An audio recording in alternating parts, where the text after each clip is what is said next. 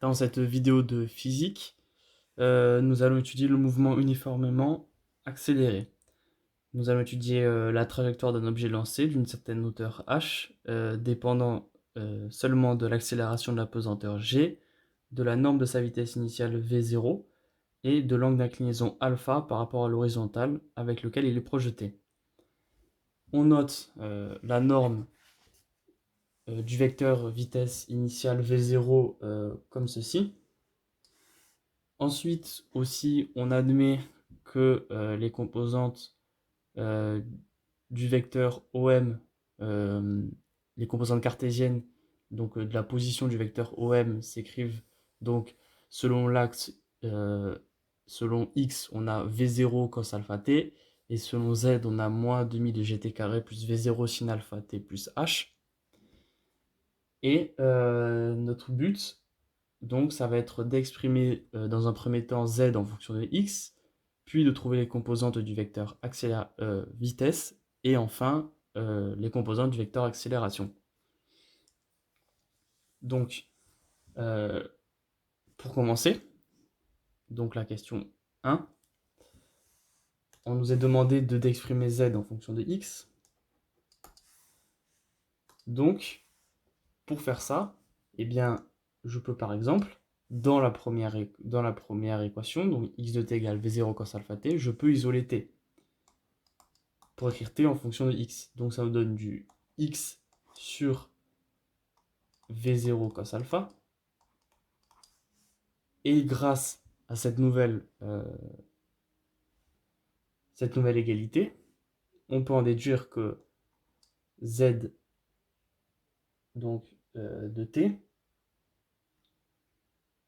bah, du coup z de x, hein, vu qu'on demande en fonction de x, z de x, c'est moins 1 demi de g t carré, mais le t carré, on vient de voir que c'est x sur v0 cos alpha, donc x sur v0 cos alpha, le tout au carré, puisque ici on a un t carré, plus v0 sinus alpha, et en fois t, et t, donc c'est toujours pareil, c'est x sur v0 cos alpha, plus h. Donc là, on a exprimé z en fonction de x, on n'a plus de variable temps, on a seulement une variable x. On peut faire quelques simplifications, donc le t, il ne change pas, c'est toujours x sur v0 cos alpha, et notre z de x, par contre, en revanche, on peut donc écrire que c'est moins 1 demi de g x carré, donc on développe le carré, v0 carré, cos carré alpha, plus v0, alors ici, on peut voir qu'on peut le v0 le simplifier avec celui-ci, et que ce sinus avec ce cosinus, donc ça donne sinus alpha sur cosinus alpha, ça donne tangente alpha. Donc on peut écrire que c'est tangente alpha fois le x ici, donc fois x, plus h. On peut encore réécrire ça d'une manière plus élégante en écrivant que z de x, c'est moins g sur 2v0 carré cos carré alpha x carré plus tangente alpha x plus h, pour vraiment faire apparaître un polynôme du deuxième degré en x. Et donc, on peut s'apercevoir qu'on a un polynôme du second degré donc en x, et que devant le plus gros coefficient ici, eh bien, on a un signe moins. Donc, le signe moins qui dit que, alors déjà, un polynôme du second degré, traduit en fonction, c'est si on devrait tracer une courbe, c'est une parabole, mais vu qu'ici on a un signe moins, on a une parabole décroissante. C'est bien ce qu'on a ici, le schéma que j'ai tracé au début, on a bien une parabole décroissante, avec qui part de h, avec un certain angle alpha par rapport à l'horizontale, par rapport avec le vecteur vitesse initiale, qui est tangent à la trajectoire. Donc on a répondu à la première question qui exprimait z en fonction de x, et dans la deuxième question, on nous demande de trouver les composantes donc, du vecteur vitesse. Alors pour faire ça, pour trouver les composantes du vecteur vitesse, on part donc de notre vecteur position. X de t c'était v0 cos alpha t, et z de t c'était moins 1 demi de gt carré plus v0 sin alpha t plus h. Donc ça, j'ai juste réécrit ce qu'il y a un peu plus haut. Et donc, on nous demande de trouver les composantes du vecteur vitesse. Eh bien, on sait qu'en fait, le vecteur vitesse, c'est la dérivée du vecteur position. Donc, pour trouver le vecteur vitesse, en fonction du temps, eh bien en fait, on dérive chaque composante. On dérive x de t. Et donc, quand on dérive x de t, ça nous donne la vitesse selon x par rapport au temps, en dérivant v0 cos alpha t. Et bien quand on dérive ça, ça nous donne juste v0 cos alpha, puisque v0 cos alpha c'est une constante devant notre variable t, donc ça nous donne juste ça.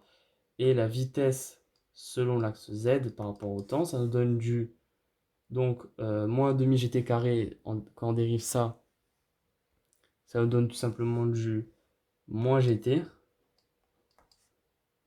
plus v0 sin alpha t, ça nous donne v0 sin alpha, et h, une constante donc qui ne dépend pas de t, donc ça fait 0.